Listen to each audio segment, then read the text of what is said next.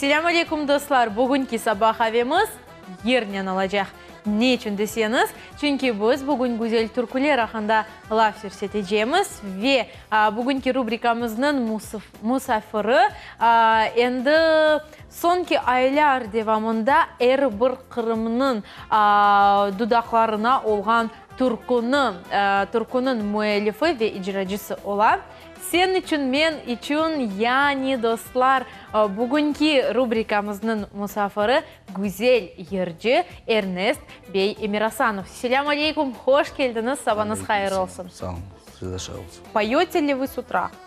Первое, что я делаю, пью чашечку кофе, если вдруг успеваю. Потому что утро у меня начинается очень рано. Это часов где-то 5:30. Вот. Потом я быстренько собираюсь и бегу на работу. Çok güzel. Да. Эрнест Бей, последние несколько месяцев на устах каждого крымчанина, в аудиозаписях каждого крымчанина можно найти песню, хит, которую вы исполняете, «Сен и Чун». Как это все было? Как вы писали эту песню? Кто вам помогал? И почему именно такая песня? О любви, лирическая. Какие чувства вами двигали, когда вы ее... Что вы испытываете, когда ее поете? Ну, песня родилась, в принципе, я уже был у вас в студии, был в гостях, уже рассказывал. Песня появилась вообще спонтанно.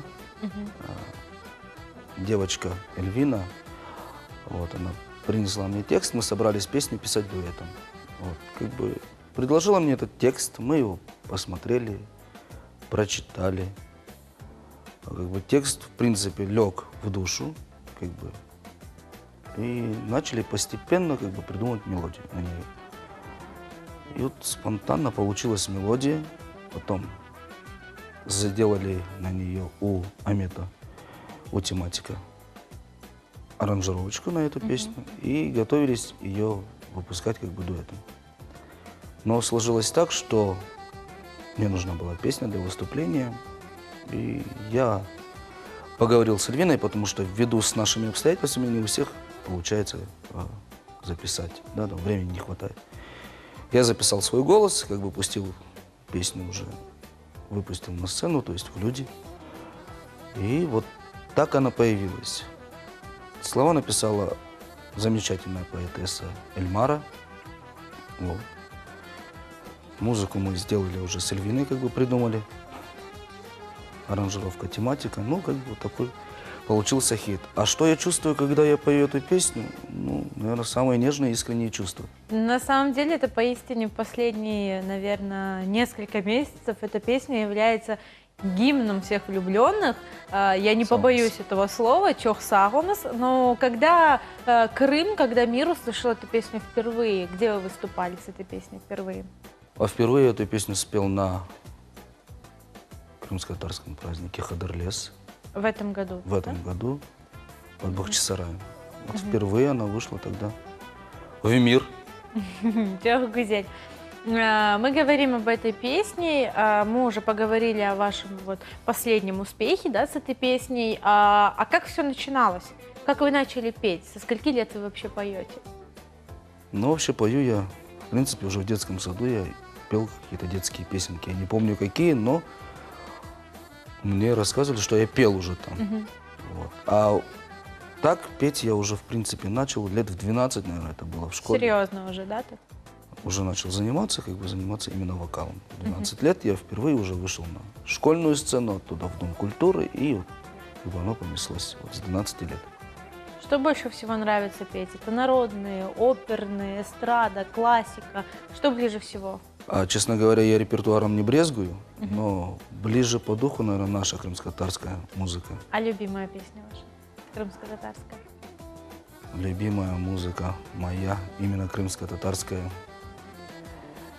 Я не скажу какая, потому что не определен в этом плане. А так вообще «Воды Арыка».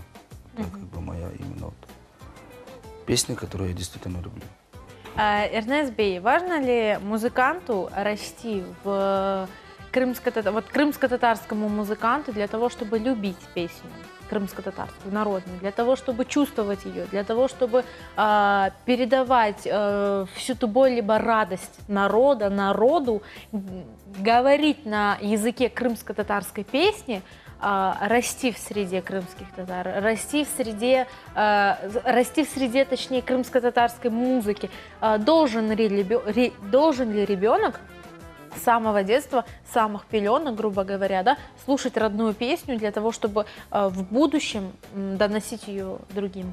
Ну, я думаю, что это обязательно, потому что человек должен понимать, осознавать, осмысливать то, что он поет, и пропускать через себя. Ну, даже я вам живой пример. Прожив, 12 лет я прожил на Украине, в Киеве. Как бы я, приехав сюда, я понял, что я забыл это все, так как там этого нету. Там есть все, кроме крымско-татарской музыки. И вот сейчас потихонечку я наращиваю то, что было мной забыто. Вы единственный музыкант в семье? Ну, по папиной линии нет. А так, если брать именно мою семью, моих родителей, то отец трубач, я уже пошел по тропе вокала. Всё, Гузель. Эрнест Бей, что нужно сделать, чтобы добиться успеха в народе? Что нужно сделать для того, чтобы в Крыму звучала крымско-татарская песня молодому поколению певцов, вокалистов? Что нужно сделать? Чтобы наш народ через 10, 20, 15, через очень много лет, грубо говоря, не забыл наши народные песни. Что Ну, нужно во-первых, делать молодежи? Нам, как исполнителям, вокалистам, надо постоянно петь нашу песню. Нам надо играть нашу музыку, нам надо слушать, смотреть нашу культуру, не забывать этого всего и продвигать ее дальше, нести с собой по жизни. Эрнест Бей, сейчас стало очень популярно петь крымско-татарские народные песни под современную аранжировку. Не убьет ли это нашу песню? И что ожидает нашу песню? Придаст ли эта аранжировка современная, да, возможно, какие-то биты, возможно, какие-то новые сдвиги в музыке, придаст ли это актуальности нашим старым песням, либо, наоборот, убьет в них эту уникальность, по вашему мнению? Ну, я думаю, что уникальность, в принципе, она не убьет, потому что песня, она родилась по себе уже уникальной, да? Если ее народ признал народной, значит, она останется в народе. То, что делает сейчас молодое поколение, как бы делают на них аранжировки, я, в принципе, думаю, что оно не мешает, да? Может, кому-то оно нравится, кому-то оно не нравится, но люди тянутся, люди слушают и люди будут слушать. Вот. А просто то исполнение, ту манеру исполнения наших дедушек, бабушек всегда надо помнить и всегда надо это выражать в песне. То есть не делать, если это лирическая песня, ее сделать, там, я не знаю, каким-нибудь ремиксом битовым таким под 120, ну, понятно, что оно как бы не пройдет, потому что это была лирика, это была нежная песня о любви, там, о родине.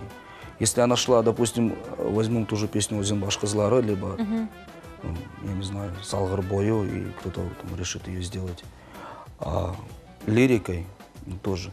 Ну, понятно, что наши дедушки, бабушки не воспримут ее, потому что они помнят тот колорит, ту музыку. Но мы-то идем, стараемся идти в ногу со временем. И для нашей молодежи надо напоминать эти песни. Как мы можем напомнить о них? Сделав ремикс, спеть об этой песне, молодое поколение, молодой человек, девушка, она услышит песню, если она ей понравится, она будет слушать. Ну, я, допустим, эти песни знаю из уст своего дедушки, из уст своего отца. То, что наигрывалось у меня в доме, то, что пелось у меня в доме, я оттуда знаю. Поэтому я думаю, что пускай люди работают над этим, делают по-своему интересно, по-своему красиво. Эрнест Бей, к сожалению, время, выделенное на нашу беседу, подходит к концу. Что бы вы хотели пожелать нашей молодежи, нашим телезрителям, нашему народу в первую очередь? Нашему народу хотелось бы пожелать единства, продвигаться, двигаться дальше, даже в нашей музыке, да, в крымско-татарской, делать новые хиты нашей молодежи, мне тоже вместе с ними. Всем здоровья, конечно же, удачи и мирного неба над головой. Чох сағымыз Эрнесбей, келгеніңіз үшін. Сізге сау болыңыз. Музыкамызға өз бұйық есесіңіздің қосқаныңыз үшін чох сағымыз. Сізге тек ижади муафақиетлер ве әлбетте есесіңізге сағлық тілейміз. Да чох елар девамында біздің güzel музыка или қовандырыңыз. Сау болыңыз, иншалла. Иншалла. Біз есе девам етеміз, айғылы достлар, даимо милли музыкамызны dinleyiniz ve музыкамызның берабер халқымызның инкишафына өз есесіні қошыңыз. Biz ise sabahımızı devam edeyik.